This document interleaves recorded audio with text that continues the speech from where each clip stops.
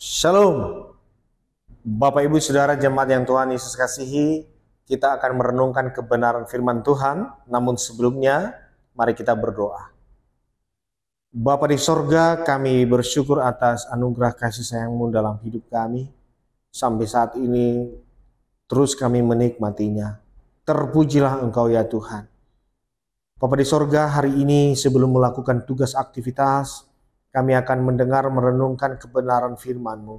Bantu kami dengan kuasa Roh Kudus-Mu, agar kami mengerti, terlebih kami mampu melakukannya dalam hidup kami. Terima kasih Tuhan, berfirmanlah, kami siap mendengarnya. Amin.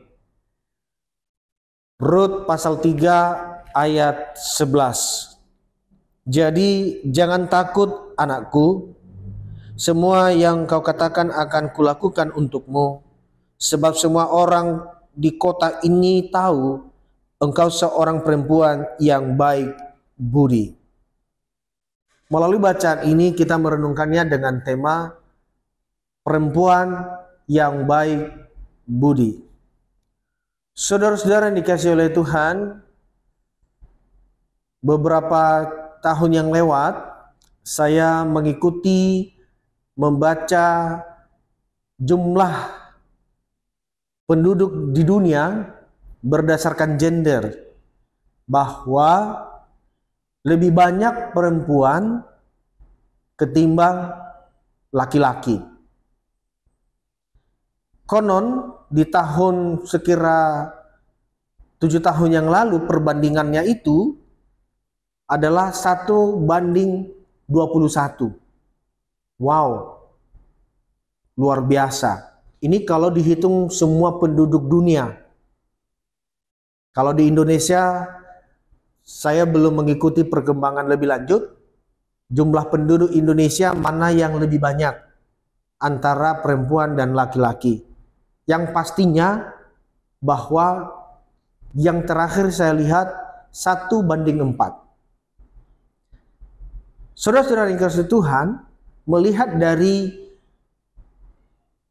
perbandingan jumlah penduduk ini, perbandingan gender antara perempuan dan laki-laki, kalau hitung-hitungan kasarnya bahwa seorang laki-laki memungkinkan kalau teman sahabat satu laki-laki, dia bisa mempunyai 4 orang sahabat perempuan. Kalau di dunia 1:21, satu orang laki-laki dia punya teman sebanyak 21 orang. Artinya bahwa ini perbandingan yang cukup signifikan perbandingannya. Maka bagi seorang laki-laki, dia punya, kalau dalam konteks Indonesia, dia punya pilihan 4 orang. Kira-kira satu orang laki-laki, dia mau memilih di antara 4 orang ini untuk menjadi temannya. Dia punya itu secara hitung-hitungan kasar. Maka pasti seorang laki-laki akan memilih satu di antara 4 untuk menjadi teman, sahabat, bahkan mungkin saja untuk menjadi istrinya. Maka yang terbaik di antara 4 orang inilah yang pasti akan dipilih.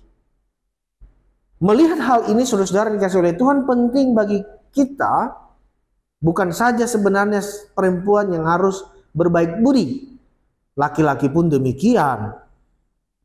Karena apa? Karena biarpun perbandingannya 1:4 untuk konteks Indonesia, sama saja 4 perempuan pasti akan menerima atau memilih laki-laki yang memang baik. Buat apa dia punya pilihan 1:4? Tapi kalau memang dia enggak baik, tidak berbudi baik, atau tidak baik budinya, bagi seorang perempuan pun lebih baik sendiri. Lebih baik tidak punya teman daripada memiliki teman yang tidak baik. Saya kira kita setuju akan hal ini. Oleh karena itu, baik laki-laki dan perempuan Terlebih kita sebagai anak-anak Tuhan, penting sekali untuk kita memiliki sikap yang baik, memiliki budi yang baik, atau baik budi kita. Inilah yang menjadi persoalan bagi kita, saudara-saudara.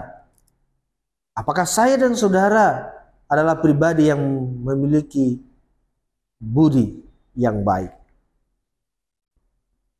Ini penting karena Boas pada akhirnya dia menyanggupi apa yang menjadi permintaan daripada Ruth.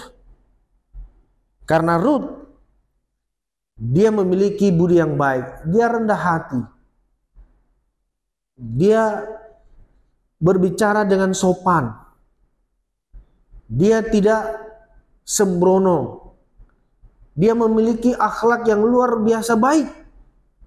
Sehingga pada akhirnya Boas yang pada waktu itu sebagai pribadi yang jaya karena diberkati oleh Tuhan, ya, menyanggupi apa yang menjadi permintaan Ruth. Firman Tuhan yang menyapa kita hari ini, kiranya kita menjadi pribadi-pribadi yang berbudi baik seperti Ruth. Bukan saja perempuan yang harus wajib berbudi baik, laki-laki pun sama. Oleh karena itu, saudara-saudara yang dikasihi oleh Tuhan, kiranya kita mulai dan terus berusaha dan mengembangkan hal itu dalam diri kita, yaitu menjadi pribadi yang baik, memiliki akhlak, memiliki budi yang baik. Supaya apa? Supaya kita diterima oleh sesama kita, oleh teman kita, dan terlebih kita berkenan di hadapan Tuhan. Kiranya Roh Kudus menolong kita sehingga hari lepas hari kita terus diperbaharui olehnya untuk yang pada akhirnya menjadi pribadi seperti Kristus. Tuhan memberkati, kita berdoa. Terima kasih untuk firman-Mu Tuhan.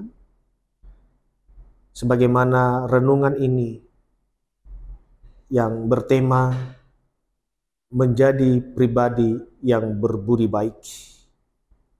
Tuhan, terima kasih. Biarlah dengan bantuan Roh Kudus kami sungguh menjadi pribadi yang berbaik budi. Kami memiliki akhlak, sikap, sifat yang baik, yang pada akhirnya dapat diterima oleh sesama kami, terlebih Tuhan berkenan menerima kami. Terima kasih Allah Bapa di sorga. Kami percaya ketika kami memiliki baik budi atau budi yang baik, kami pun akan disayang oleh semua orang. Kami akan menikmati sukacita, kami akan menikmati kebahagiaan. Terima kasih Bapa di sorga, hamba berdoa untuk saudara-saudaraku yang saat ini sedang berbeban berat.